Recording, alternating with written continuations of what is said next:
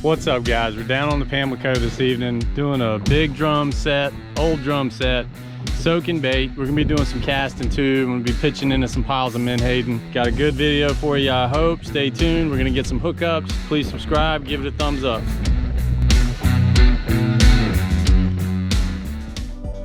The western parts of the Pamlico Sound are wild and remote and beautiful.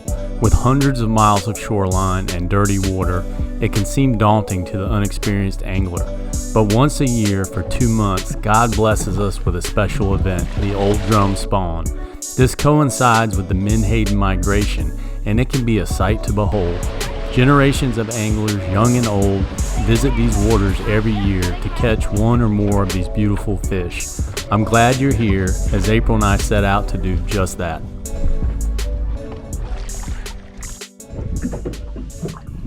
Got a pile of fresh menhaden there. We cast netted. Good bait. Fresh mullet is better, but sometimes this time of year fresh mullet's hard to get, so those menhaden are pretty plentiful and the drum eat them good. I got April with me tonight, my good luck charm and a great filmer, so this promises to be a good video. This first spot we're at, there's a lot of bait stealers. That's something that happens when you soak bait for redfish.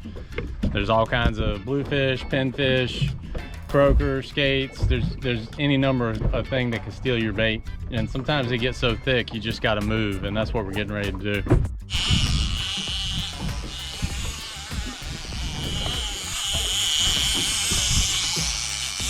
That was the last bait we had out. We were getting ready to move.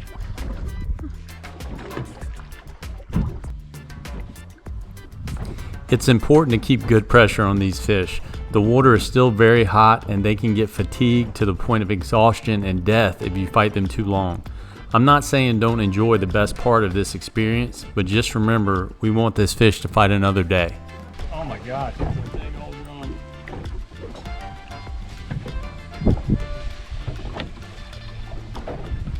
Wow, that's a big old drum right there, man.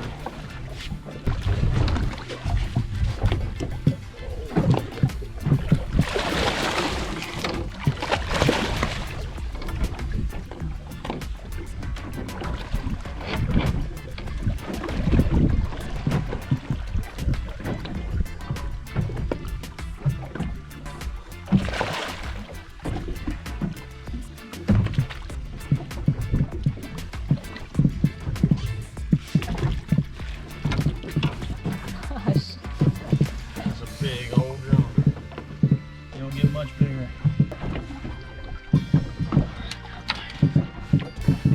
Alright, let's get a quick measurement on this guy.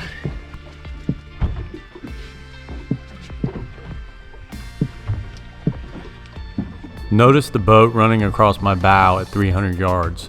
This may seem to some to be an adequate distance, but the truth is these fish are very motor sensitive. Be respectful of other boats that are already set up fishing. There's a ton of water out there. Give them some space.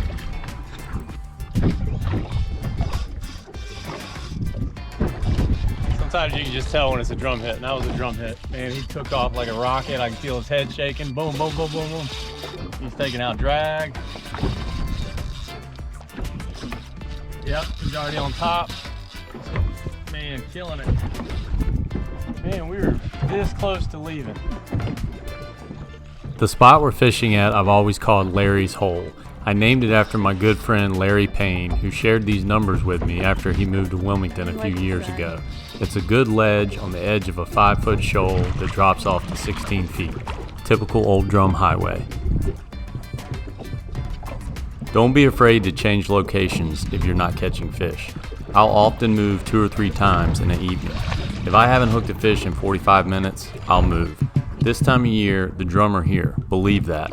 You just need to get where they are. You don't always have to take them out of the water for the money shot. Sometimes you can leave them right in the water. It's definitely better for them. I think we got a hit out the back. Oh no. We might have another fish on. Okay. All right, let's see. You grab that fish.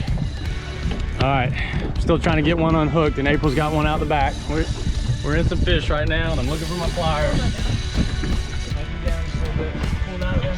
Okay, you got it. Heck of my pliers.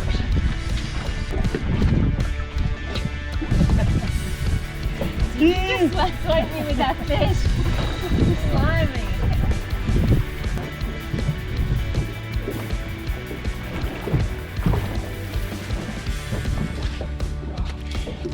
Look at that one. Ooh, that's pretty. Good job, baby. Team effort.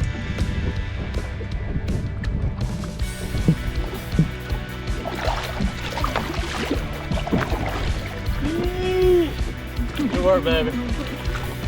Soaking bait can be boring sometimes, but when it goes off like this, it's never boring. It's mayhem, and it's so much fun.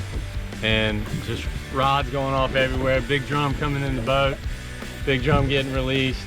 I mean, it's like the September 6th, I'd say it's probably peak of big drum season traditionally, right around now. And man, this is what it's all about. It doesn't get any better than this. We're loving it. This is a tradition for us. We've been doing this faithfully every year since 1999. It was the first time I ever did this, 22 years ago.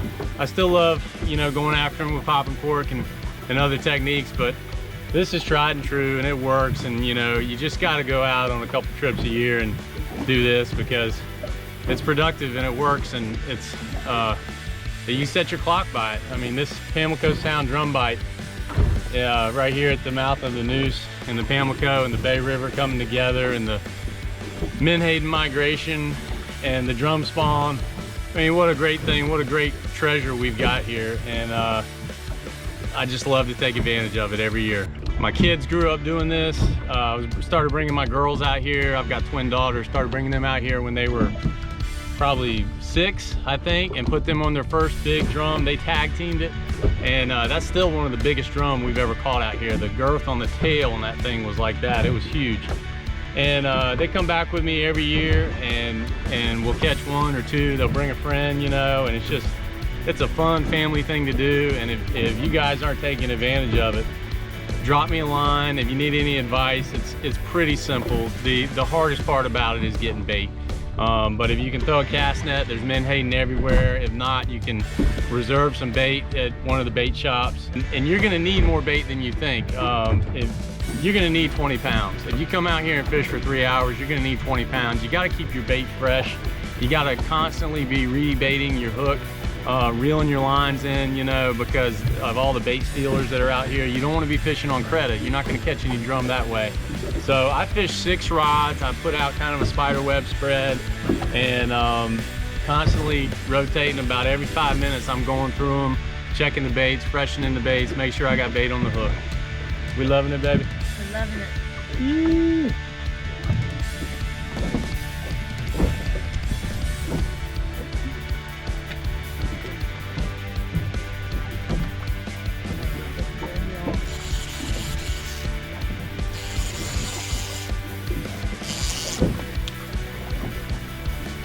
I think that's a stingray, not a redfish.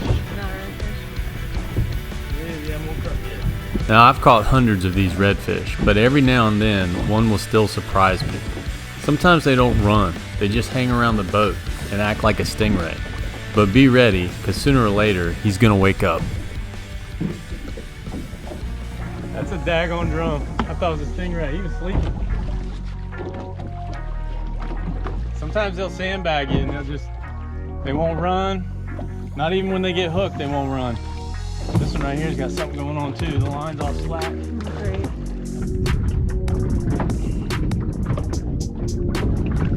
He knows he's hooked now. Yeah. Man, he saved it all for right at the boat.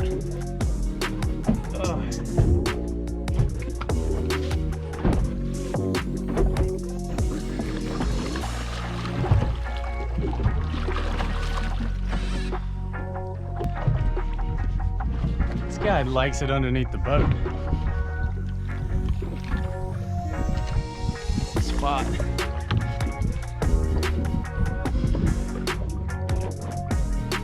He's thick, he's girthy.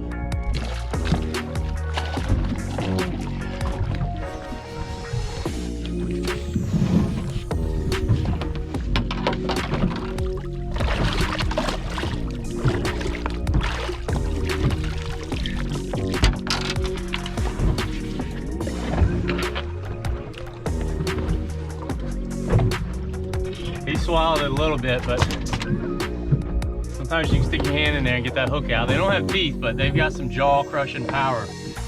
You got to be careful with that jaw plate, the gill plate down there. You get that hook right out, come right out. You don't always have to cut it. You stick your hand right in there and get it. All right. This was a spunky fish right here, man. He never ran, but once he got hooked and got near the boat, boy, he was a handful. He's ready to roll now.